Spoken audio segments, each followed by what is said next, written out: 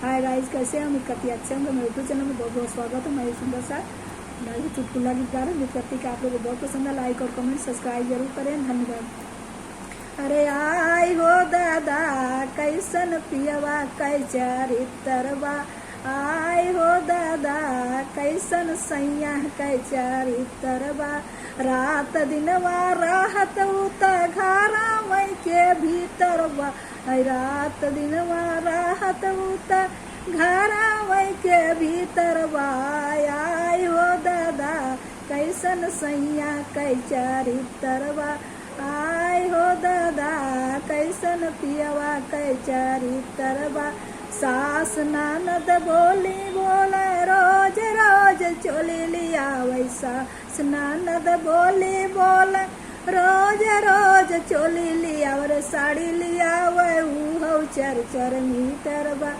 अरे साड़ी लिया वो चर चर मीटर बा, आई हो दादा कैसन सैया कै चरित्रवा, आई हो दादा कैसन पियवा कै चरित्रवा, आई हो दादा कैसन सैया कै चरित्रवा।